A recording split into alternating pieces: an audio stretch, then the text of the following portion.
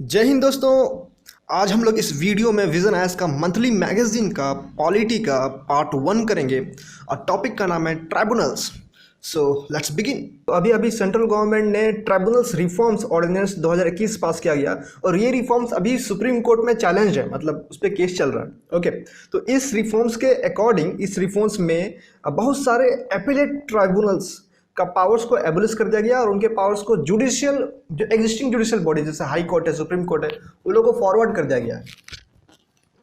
और इस ऑर्डिनेंस में 2017 के फाइनेंस एक्ट को अमेंड किया गया और उसके अकॉर्डिंग सर्च कम सिलेक्शन कमेटी का गठन किया गया है। तो ये कमेटी क्या करेगी? ये कमेटी जो है जितने भी ट्राइब्यूनल्स के मेंबर्स है उनको अपॉइंट करेगी और इस कमेटी में चार लोग हैं। यस, पहले जो चेयरपर्सन है उस चीफ जस्टिस होंगे ऑफ हाई कोर्ट या फिर सुप्रीम कोर्ट के कोई भी जज, रिटायर्ड जज। ओके, एक दो सेक्रेटरीज होंगे, सेंट्रल गवर्नमेंट उनको अपॉइंट करेगी और तीसरा बंदे जो होंगे वो secretary of the particular minister, जैसे मिनिस्ट्री ऑफ पावर के अंडर वो ट्राइब्यूनल बनने वाला है तो उस मिनिस्ट्री ऑफ पावर के जो सेक्रेटरी होंगे वो बनेंगे। ठीक है, अब देखिए इन लोगों के टर्म के बारे में बताया गया कि 70 ईयर्स या फिर 4 ईयर्स, टर्म ऑफ 4 ईयर्स या 70 ईयर्स। अगर सुप्रीम कोर्ट के जज जो भी चेयरपर्सन है उनका अगर पूरा हो जाएगा तो उनको रिटायर कर दिया जाएगा। और अदर मेंबर्स के लिए 4 ईयर टर्म है या फिर लिमिट है 67 ईयर्स। हाँ, एक और लिमिट है कि जो भी चेयरपर्सन होंगे या चेयरपर्सन तो होंगे और जो भी सेक्रेटरीज वगैरह होंगे उनका जो है उम्र 50 के ऊपर होना चाहिए। ठीक है, अब देखिए यहाँ पर फाइनेंस एक्ट 2017 इसको अमेंड क्यों किया गया? ये चीज़ क्या है फाइनेंस एक्ट क्या होता है ना, ये एक्ट है जो गवर्नमेंट हर साल लेकर के आती है अपने फिस्कल पॉलिसीज को इम्प्लीमेंट करने के लिए। ठीक है, तो फाइनेंस एक्ट 2017 में ऐसा क्या किया था गवर्नमेंट कि उन्होंने फिस्कल पॉलिसी को इम्प्लीमेंट करने के लिए बहुत सारी चीज़ लेके आए, प्लस ट्राइब्यूनल्स को रिफॉर्म करने के लिए बहुत सारा चीज़ लेके आएगा और तो और उनको मनी बिल की तरह पास कर दिया गया। उनके ऊपर कोई डिस्कशन वगैरह कुछ मतलब नहीं हुआ, मतलब पास कर दिया गया, hasty passage of the act. Okay, तो सुप्रीम कोर्ट को गुस्सा आ गया, बोला कि भाई हम तो अब जुडिशियल रिव्यू का अपना पावर को यूज़ करेंगे और अब तो रिव्यू करेंगे इसको। तो देखिए इस ऑर्डिनेंस में इशू क्या क्या है।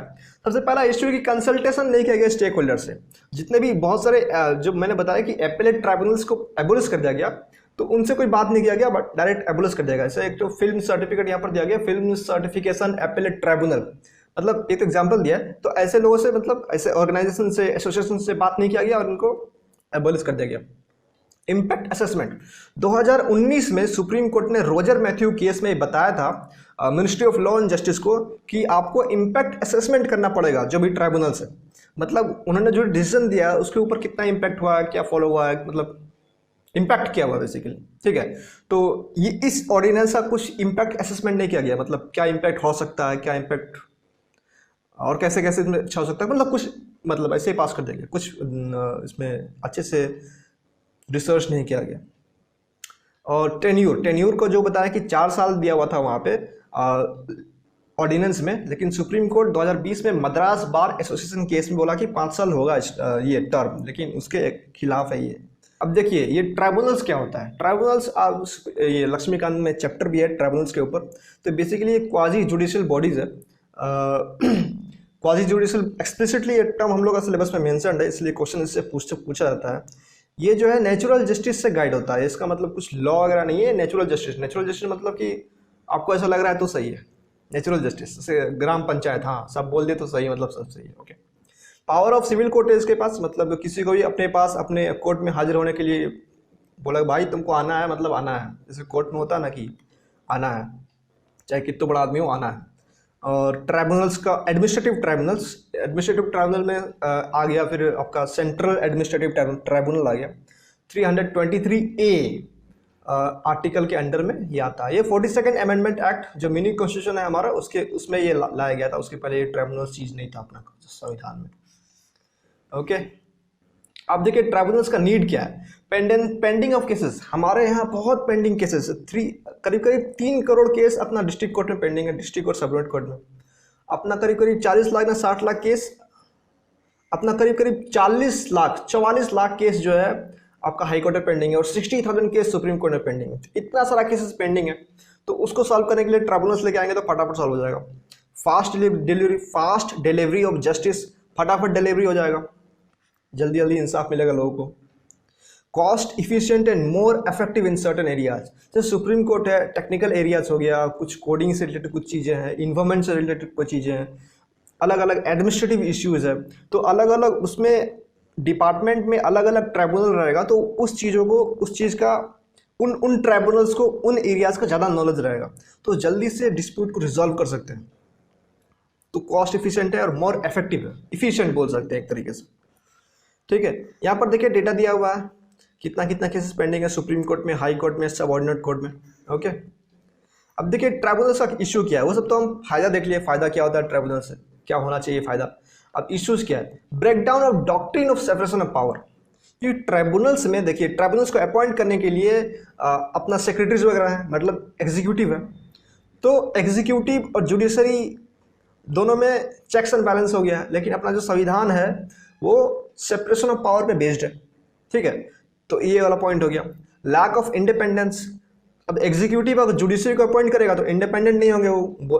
दी central for legal policy report, in इस ये एक बॉडी है, इंडिपेंडेंट थिंक टैंक है, इंडिपेंडेंट है। ठीक है, ये कुछ ग्रेजुएट से लॉ के उन्होंने ये बनाया, उनको लगा कि होना चाहिए ऐसे कुछ थिंक टैंक टाइप समथिंग, तो उन्होंने ये बनाया और गवर्नमेंट को हमेशा बताते रहते हैं क्या करना चाहिए क्या नहीं करना चाहिए, ऐसे इंडिपेंडेंट है वो। ठीक है, तो इन्होंने सजेशन दिया कि आप लोग जो एग्जीक्यूटिव के थ्रू जुडिशरी को आप लोग अपॉइंट करवाते हैं, तो इससे उसका डिसीजन पे फर्क पड़ता है और ये सही नहीं है जुडिशरी के लिए। ठीक है, अब lack of manpower, central administrative tribunal जो आर्टिकल 323A के अंडर में आता है, इसमें 27 आउट ऑफ 64 सीट वैकेंट है, 27 सीट वैकेंट है 64 में से, मतलब देखिए आधा सीट लगभग वैकेंट ही है।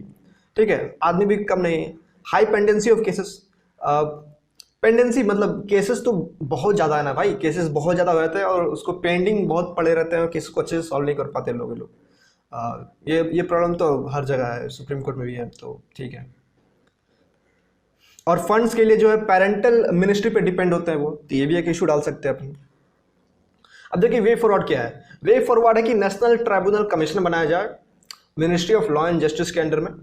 ठीक है, और ये जो है idea of NTC, national tribunal council, ये आइडिया सुप्रीम कोर्ट ने दिया था 1997 में। तो ये अगर वे फॉरवर्ड में लिखेंगे, सॉल्यूशंस में लिखेंगे, वे फॉरवर्ड में लिखेंगे, तो अगर सुप्रीम कोर्ट का नाम डाल दिए, केस डाल दिए, तो अपना वैल्यू मिल जाएगा, नंबर मिल जाएगा अपने। ठीक है, टाइम बाउंड रिडर्सल मैकेनिज्म, ये तो हर कोर्ट में मिलना चाहिए, समय से तुम केस निपटा दो। जैसे कोई जमीन है केस है तो 20-20 साल चल रहा है, तो उन लोगों को लिमिट डाल दे कि हाँ भाई 3 साल में आपको जमीन का केस निपटाना है और ट्रैफिक चालान 10 दिन में निपटाना है, तो ऐसे ऐसे कुछ लिमिट डाल दिया जाए तो फटाफट चीज़ें हो जाएगी। ठीक है, बेंचेस ऑफ ट्राइब्यूनल्स, अब देखिए अलग अलग कंट्री के ऐसे हाई कोर्ट अलग अलग पूरे देश में फैले हुए हैं, उसी तरह ट्राइब्यूनल्स को हर एक देश में, हर एक राज्य में फैलना चाहिए, जितना ज़्यादा हो सके उतना ज़्यादा फैलाना चाहिए उसको, ताकि लोगों को जस्टिस मिल सके फटाफट। Selection of member, law commission के 272nd रिपोर्ट के अकॉर्डिंग जितना भी गवर्नमेंट एजेंसीज है, मिनिस्ट्री है, उनके सेक्रेटरीज जो यहाँ पर इन्वॉल्व होते हैं जजेस को अपॉइंट करने के लिए, तो उनका जो इन्वॉल्वमेंट है वो मिनिमल होना चाहिए, तभी डिसीजन अच्छे से हो पाएगा, जस्टिस लोगों को मिल पाएगा। ठीक है, और ये तो है ही है कि रिलीव बर्डन ऑफ कोर्ट, अगर बहुत सारे केसेस वहाँ चल जाएंगे तो कोर्ट का, और सुप्रीम कोर्ट में जो 60,000 केसेस है, बहुत सारे केसेस क्रिमिनल वगैरह का होंगे, बहुत सारे केसेस अलग अलग डिपार्टमेंट्स का होगा, ये डिपार्टमेंट लड़ रहा है, तो सुप्रीम कोर्ट को सिर्फ कॉन्स्टिट्यूशनल से रिलेटेड जो इश्यूज हैं उनके ऊपर सॉल्व करने दिया जाए, बाकी सारा जो चीज़ें हैं उनको, जो गवर्नमेंट से रिलेटेड है, उनको भेज दिया जाए ट्राइब्यूनल्स वगैरह में, तो सुप्रीम कोर्ट पे लोड कम हो जाएगा, तो जस्टिस जल्दी जल्दी मिल पाएगा। ठीक है, क्वालिफाइड मैन पावर, जैसे कि ट्राइब्यूनल्स के पास क्वालिफाइड मैन पावर नहीं है, क्योंकि वो लोग खुद से, जैसे IPS है, IAS है, लोग के लिए UPSC है, लोग को ट्रेन करती है, सेलेक्ट करती है, उसके तरह उसी on the similar lines tribunals didn't have this kinds of manpower, this kinds of institution to select the candidates, तो ऐसे मैन पावर होना चाहिए, तो इसे वे फॉरवर्ड में अपन लिख सकते हैं। तो दोस्तों इसका पीडीएफ मैं टेलीग्राम चैनल में डाल दूंगा, आप वहाँ से डाउनलोड कर लेना। नीचे डिस्क्रिप्शन में आपको लिंक मिल जाएगा। और इसका नोट्स मैं बनाता हूँ विजन आइज का मैगजीन का, वो भी वहाँ पर डाल दूंगा मैं, आप डाउनलोड कर सकते हो वहाँ से। इसको 3 से 4 बार या फिर ज़्यादा मल्टीपल टाइम्स रिवाइज करने के बाद आप आंसर राइटिंग बिल्कुल कर सकते हो। मैं डेली करता हूँ आंसर राइटिंग, और आप लोगों को भी करना चाहिए। At the end I like to say, सब पढ़ें सब बढ़ें। Thank you.